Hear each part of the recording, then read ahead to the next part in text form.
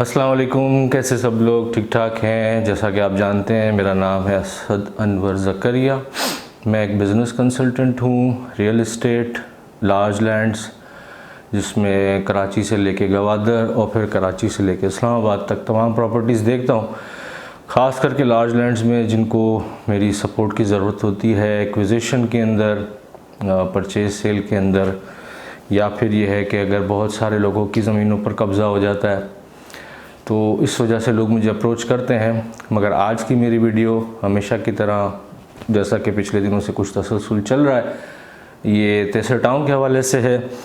सबसे पहले अपने दोस्तों का, रिश्तेदारों का, फैमिली का और ख़ास करके उनका जो आपके घरों में काम करते हैं उनका बहुत बहुत बहुत ख्याल रखिएगा। और कोशिश करें कि अगर आप सैलरी नहीं बढ़ा सकते तो कम से कम उन लोगों को सैलरी टाइम पर दें। यकीनन ये एक मुश्किल वक्त है पाकिस्तान और पाकिस्तानियों के लिए, जिसमें हमारे ऊपर बहुत ही अक्लमंद, समझदार और एक्सपीरियंस्ड गवर्नमेंट जो है वो आ चुकी है, जिन्होंने पिछली हुकूमत को इस बयानिए पे निकाला था या अदम एतमाद उनके लिए की थी कि पाकिस्तान में महंगाई बढ़ रही है। और आते साथ उन्होंने जो माशाल्लाह पहले 2-3 दिनों के अंदर डॉलर भी नीचे हो गया था और सारी चीज़ें बड़ी अच्छी दिखाई दे रही थी और मिठाइयाँ बांटी जा रही थी कि जी बहुत समझदार और बहुत अक्लमंद हुकूमत आ गई है। तो उस हुकूमत के पहले हफ्ते के बाद से जो कारनामे हमने देखना शुरू किए हैं माशाल्लाह से वो बहुत ही ज़बरदस्त हैं।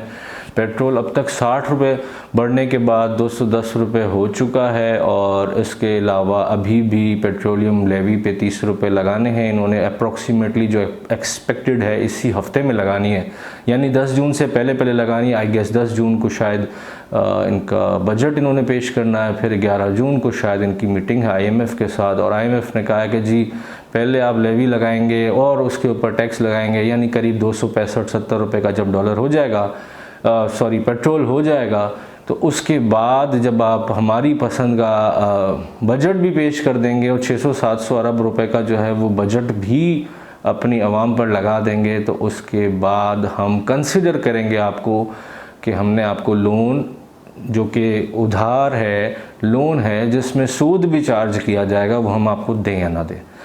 अगर देंगे, इस बात की श्योरिटी भी वो दे देते हैं, तो शायद मुल्क के हालात कुछ हद तक बेहतर हो जाए। मगर अभी तक पेट्रोल कहाँ जाके रुकेगा एक अनसर्टेनिटी है, डॉलर कहाँ जाके रुकेगा एक अनसर्टेनिटी है, IMF से आपको बेल आउट पैकेज लोन मिलता है कि नहीं मिलता एक अनसर्टेनिटी है, इलेक्शंस की तारीख जो है वो मिलती है नहीं मिलती एक अनसर्टेनिटी है, बिज़नेसेस कौन से जो है वो कौन से टैक्सेस लगेंगे बिज़नेस के ऊपर, आपकी इनकम के ऊपर, आपकी सैलरीज़ के ऊपर, आपकी ट्रांजैक्शंस के ऊपर नई कौन सी ड्यूटीज़ आएंगी, अनसर्टेनिटी है। इस वजह से मार्केट में एक अच्छा खासा डिप्रेशन का माहौल है, एक अच्छा खासा कन्फ्यूजन का माहौल है और इस वजह से बहुत से लोग अपने बिज़नेसेस को होल्ड पर डाल चुके हैं और उन्होंने बिज़नेसेस अपने स्लो डाउन कर दिए हैं। कैश आउटफ्लोज जो थे, एक्सपेंडिचर्स थे, इन्वेस्टमेंट्स थी, उसको काफ़ी हद तक होल्ड कर लिया है।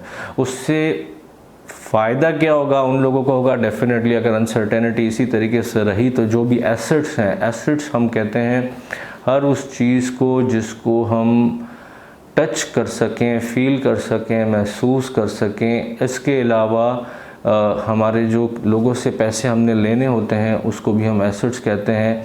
अच्छा, टच कर सकें, फील कर सकें, में हमारा ये मोबाइल भी आता है, हमारा ये घर भी आता है, हमारा ये कैमरा भी आता है जिसके थ्रू मैं आपसे बात कर रहा हूँ। इसके अलावा हमारी ज़मीन जायदाद, अगर हमारे पास कैश है, डॉलर्स हैं, हमारे पास गोल्ड है, या हमारी कोई भी कमोडिटी जिसमें हमारे गोडाउन में पड़ा हुआ कोई इक्विपमेंट है, इलेक्ट्रॉनिक आइटम है, हर वो चीज़ जिसको हम बेच कर पैसा एक्सट्रैक्ट कर सकें उसको हम एसेट कहते हैं।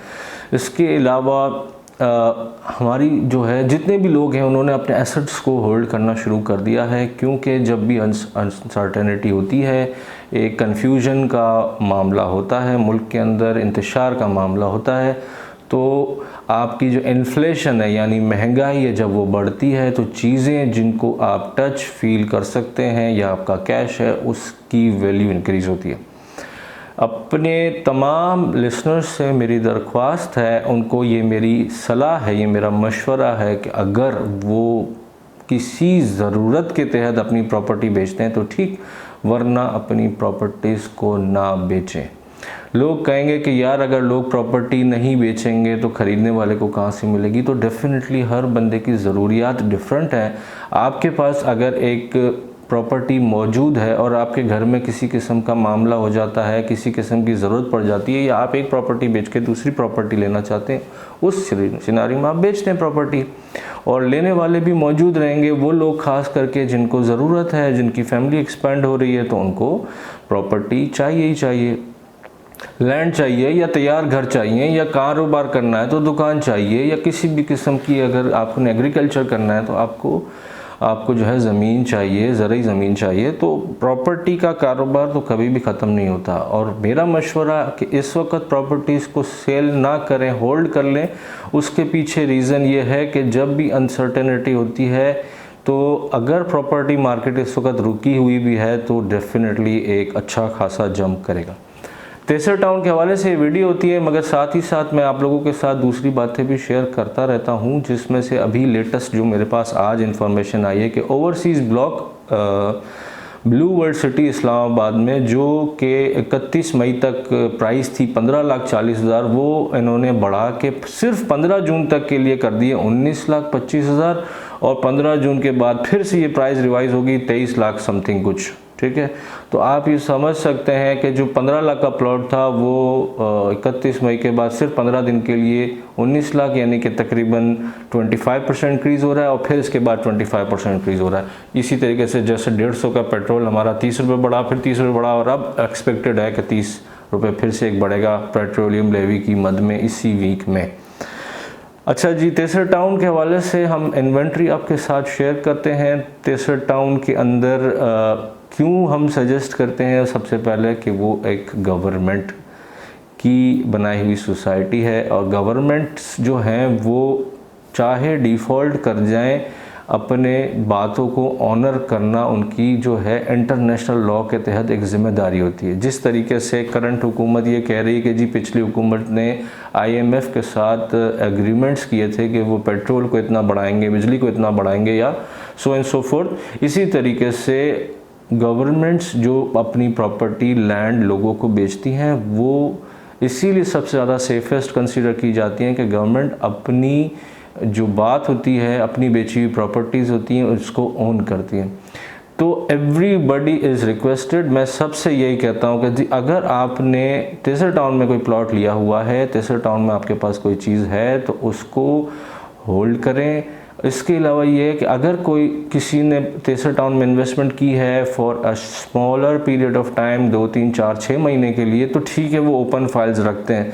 मगर जिन्होंने ये सोचा है कि जी ये मैंने अपने बच्चों के लिए रखना है, तो मैं सब उनको मशवरा ये देता हूँ कि जी आप अपनी प्रॉपर्टी, अपनी फ़ाइल को ज़रूर ट्रांसफ़र करवाएं, फुल पेमेंट करें। तेसर टाउन की जो भी पेमेंट्स हैं, आपकी बैलेंस पेमेंट्स जो भी हैं, उसको पेमेंट करें, और आप अपनी प्रॉपर्टी को ट्रांसफ़र करवाएं, अपनी नाम पर करके रखें।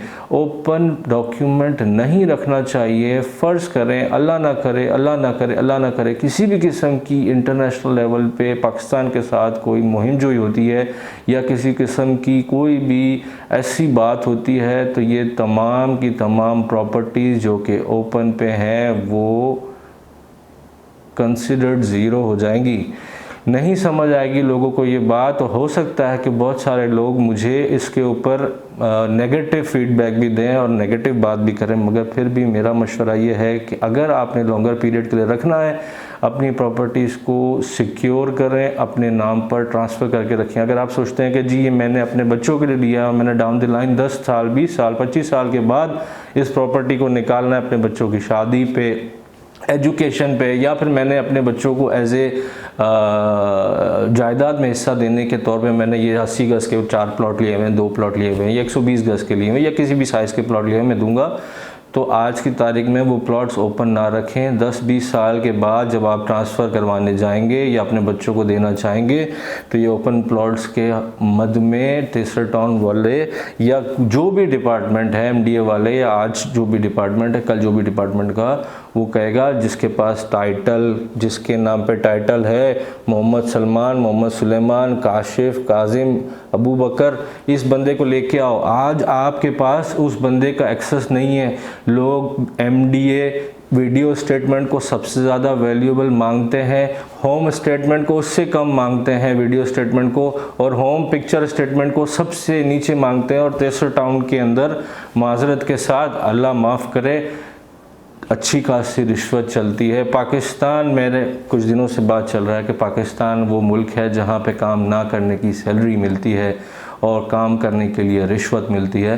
तो जब आप काम करवाने जाएंगे, फ़र्ज़ करें जो प्लॉट आज आप 10 लाख रुपए का ले रहे हैं, या 20 या 25 या 30 लाख रुपए का ले रहे हैं, आज से 10 साल बाद वो 3, 4, 5 करोड़ का हो जाएगा। जब आप बेचने जाएंगे तो आपको रिश्वत की मद में पता नहीं कितने लाखों देने पड़ जाएंगे। हो सकता है कि कोई ऐसा